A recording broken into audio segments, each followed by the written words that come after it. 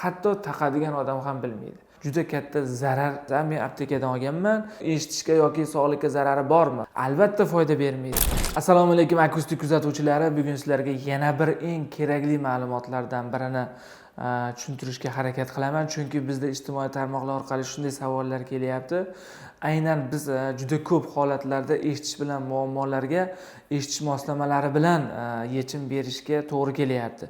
Chunki bizga murojaat qiladigan bemorlar aynan fiziologik holat o'zgarib ketgan, u davolanib ko'rishgan, har xil doktorlarga, tabiblarga borishgan, o'sha fiziologik holatda o'zgarish yo'q. Unga faqat eshitish moslamasi bilan yordam berish kerak bo'lyapti. Endi mana shu holatdan juda ko'pchilik qo'rquvga tushyapti. Ya'ni bu eshitish moslamasini uzoq vaqt foydalanganda bu bizni sog'ligimizga yoki eshitishimizga hech qanday zarari yo'qmi, salbiy tomoni yo'qmi degan savollar bilan bizga murojaat qilishyapti. Mana shu holatni sizlarga tushuntirishga harakat qilaman. Ya'ni eshitish moslamasi taqishda eshitishga yoki sog'likka zarari bormi? Gohida bor deb javob berish ham mumkin. Gohida umuman zarari yo'q deb javob berish ham mumkin. Nimaga bunday? Agar eshitish moslamasi noto'g'ri tanlansa, bu albatta eshitish uchun ham, sog'lik uchun ham juda katta zarar keltirish ehtimoli bor. Ya'ni agar to'g'ri tanlansa, to'g'ri munosabat qilinsa, to'g'ri foydalansa, buni hech qanday eshitish uchun ham, sog'lik uchun ham zarari yo'q deb javob berish mumkin. Bu ikkala holatni hozir sizlarga tushuntirib beraman. Ya'ni bizga murojaat qilishyapti yoki bizga kelishyapti. Eshitish moslamasi oldim, eshitishim pasayib ketdi, oldingi bor holatim ham yo'qoldi. Ya'ni qanday eshitish moslamasi olgansiz? Men aptekadan olganman yoki internet orqali zakaz qilganman, qarindoshim Rossiyada yoki Germaniyada ular jo'natgan eng zo'r apparatni qo'ydim, lekin u foyda bermayapti. Albatta foyda bermaydi. Nima uchun? Chunki eshitish moslamasini biz tushuntirish kelyapmiz, toqish uchun yoki tanlash uchun. Oddiy misol turini, quloq orqasi, quloq ichi, mini right, uni tanlash uchun bemorning o'zi kerak. Ya'ni eshitish darajani tekshirish kerak. Unga qarab turi tanlanadi. Quloqning kanaliga qarab, quloqning kanalining holatiga qarab, undagi quloqchin ochiq fikrladish yoki yopiq fikrladish tanlanadi. Endi ko'ring, bitta eshitish moslamasini biz aytamiz 100 xil holatda sozlash mumkin. Uni bitta fikrladishini almashtirasiz, yana 100 xil holatda sozlashsiz. Ya'ni bitta eshitish moslamasi 200 xil sozlash imkoniyatiga ega hozirgi kundagi. Endi uni apparatlarda turi ko'p. Ya'ni misol biz o'zimizda 100 dan ortiq xil turdagi apparatlar bor. Ularni moslash imkoniyati bilan siz ko'paytirsangiz, necha xil imkoniyati bor. Ya'ni million xil imkoniyat bo'lib ketadi. Ya'ni bitta insonni eshitishdagi muammosini hal qilish uchun million xil yechim bor. Endi siz aptekadan olyapsiz yoki Rossiyadan olyapsiz yoki Germaniyadan olyapsiz. Million xil yechimdan qaysi biri u?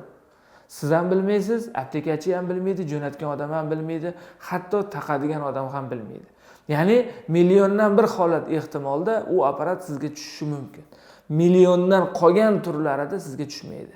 Bu tushmagan apparatdan foydalanish sizga kerakli tovushni baland qilib beryapti, keraksiz tovushni pasaytirib beryapti. Albatta u sog'ligingiz uchun ham, eshitishingiz uchun ham juda katta muammolarni keltirib chiqaradi. Biz o'zimiz ko'ryapmiz. Ya'ni misol Xitoy usilitel taqib yurganlarda aynan u Xitoy usilitellari 3,5 kHz 50 desibelda ishlayaptimi? Misol 3,5 kHz dan ortiq chastotani bersak, u qabul qila olmaydi. Ya'ni undan ortiq desibelda bersak, boshim o'zi 3,5 kHz ga o'rganib qolgan. Lekin 3,5 kHz degani bizni eshitishimizda o'zi 3 dan 1, 4 dan 1 qismi xolos. Bu bilan hech qanday ovozlarni yoki hech qanday tovushlarni anglab tushunib bo'lmaydi.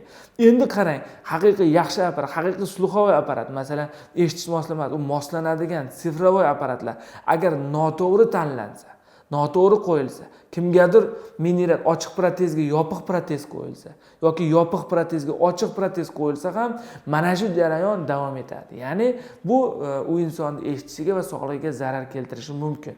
Bu degani haqiqiy eshitish moslamasini ham individualniy tarzda yondashib, uni eshitishiga, quloq kanaliga va uni hayot tarziga moslamasangiz, u eshitish moslamasi ham kelajakda ozginadan bo'lsa ham sekin zarar keltirish ehtimoli ko'p. Shuning uchun biz aytamiz, har bir insonga individual yondashuv, uni hayot tarzi, ishxonasidagi akustik muhit, agar uyidagi akustik muhit, necha kishi bilan muloqot qiladi, qanaqa joylarga boradi, qanaqangi shovqinli joylarga, qanaqangi tin joylarda, bozorga necha marta boradi. Har bir narsa hisobga olinib, eshitish moslamasi ularga sozlanadi. Agar misol uchun siz tin joyga eshitish moslamasini sozladingiz, bu yerda ortiqcha shovqin yo'q, baland ovozlar yo'q, ko'pchilik yo'q, bir kishi, ikki kishi bilan gaplashasiz uzog'i. Bu joyga sozladingiz, bo'ldi. Eshitish moslamasida mana shu funksiya bor. Ya'ni masalan biz aytamiz, bazaviy segmentdagi eshitish moslamalarimizda aynan bitta xonada muomala qiladigan odamlarga mana shu eshitish moslamasi yetadi. Ya'ni qariyalarimiz bor, bitta uydan chiqishmaydi, kamdan kam holatlarda chiqadi, ko'proq bularni ziyoratiga keladi. Aynan bu muhitga ular moslashib qolgan. Ularga misol bazaviy segmentdagi eshitish moslamalarini qo'yamiz, mana shu muhit uchun sozlaymiz, bo'ldi, shu eshitish moslamasini o'zi yetadi. Endi o'zi masalan bitta xonadan chiqdi, ko'chaga chiqdi, to'yga bordi, bozorga bordi, o'qishga bordi, ishiga bordi. Bunaqangi holatlarda bazaviy segmentdagi eshitish moslamasini taqib yurgan odam u kerakli qulaylikni ola olmaydi. Chunki u apparat shovqinni bostirmaydi, orqadagi ovozni направленияsi bo'yicha oldiga olib kelib bermaydi yoki ro'paradagi ovozga misol orqadagi shovqin xalaqit beradi. Bu narsa agar bu xalaqitlar bo'laveradi, eshitish moslamasi usileniyasi bor, lekin balandroq eshityapti. Hamma narsani baland eshityapti, lekin shovqindan kerakli ovozlarni ajratib ola olmayapti. Bu narsa ham borib u odamga sog'ligiga yoki eshitishiga salbiy ta'sir qilishi mumkin. O'shaning uchun biz e'tiborni qaratayotgan narsa insonlarning eshitishi emas, ularni anglashi. Ya'ni eshitishni misol oddiy usilitel bilan ham ularni eshittirish mumkin. Chunki qaysidir chastota, qaysidir desibelda eshitadi. Lekin anglashchi, bu anglash asosiy narsa. Endi anglashda ham joylari bor.